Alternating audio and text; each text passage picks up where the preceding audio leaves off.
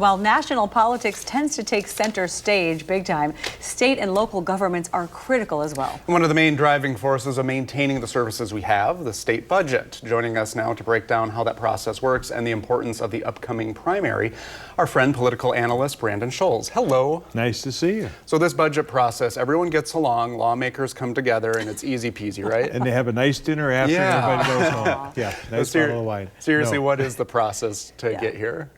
Before we get to the fisticuffs, it really is a very long process. So when people hear about what the state is going to do and programs they're going to spend on, this started back in August when state agencies, agency by agency, would go through their budget, their programs. They would send it to the governor through a process that gets sent back, and he'd say, cut this, add this.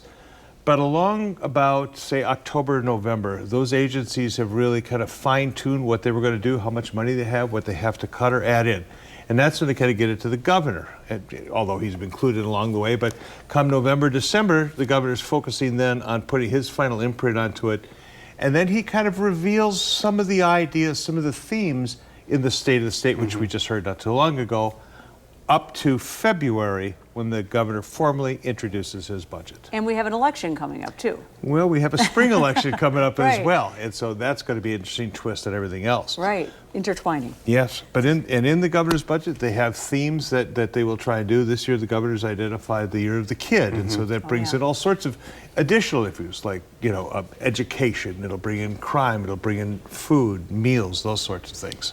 Yeah, and some of the things, you touched on them, but I've already seen Speaker Voss has called a lot of those things for mental health resources, child care, and then the gun violence protection. I believe he called them liberal wish lists or wishes. So how likely is it that the Republican-led legislature is going to go for some of these ideas?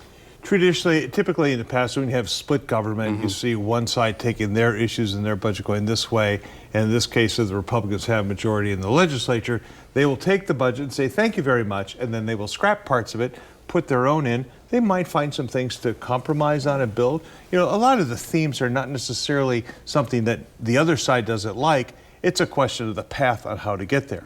So when the governor delivers the budget to the legislature, then for months, you're going to see the Committee on Joint Finance have hearings around the state, and people can go testify at these hearings. They get about 3 minutes, but there'll be 3 or 4 hearings around the state, and people can give their input on this budget that's being put together, because it won't be final until the end of May, into June, when the legislature eventually approves what the committee does, and then it goes to the governor, he has a chance to veto it. So we have a very long process. Nothing's rushed in this process. It's all very transparent. And it's important that people stay tuned and get involved. And so first we were talking about this $300 million Year of the Kid, but you were mentioning before we were on air about previous governors doing pretty extraordinary things that didn't quite happen. Sure. If you look back to all the governors that we've had, from going back to Scott Walker, who had Act 10, you go back to Tommy Thompson, who had welfare to work. Tommy Thompson had a huge 6-foot veto pencil that he carried around the state.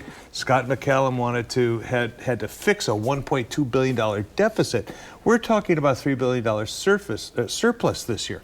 McCallum had to fix a $1.2 billion deficit. So while each governor has their themes and they try and incorporate those into it, there's so much that happens on the outside, and everybody else has themes too. So, they really try and say, this is kind of what I'm going after.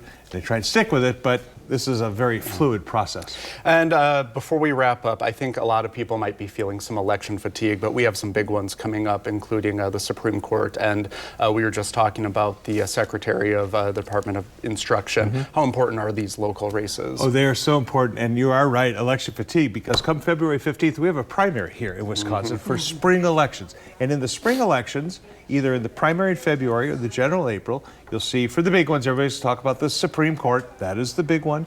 Department of Public Instruction, that too is huge, because it's going to drive so many things, especially if you're familiar with what happens in Milwaukee in public schools there. It's been really tough. But this is when judges get elected. This is when mayors, county executives, circuit court judges, appellate court judges, dog catchers, clerks, you name it, anything can be in the ballot, as well as referendums. And we will have a referendum on photo ID. And we'll have all sorts of things maybe in April as well. So the governors try to get some things in there too.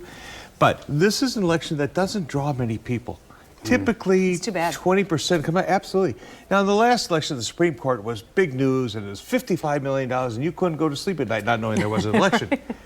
And the same thing's going to happen this year, but hopefully people will look at what's going on in their own neighborhoods, their own communities, and decide whether or not they're going to elect those local officials who really run almost everything. I mean, Yeah. that's where it all starts to happen. So hopefully more than 20% turnout in April, February and April.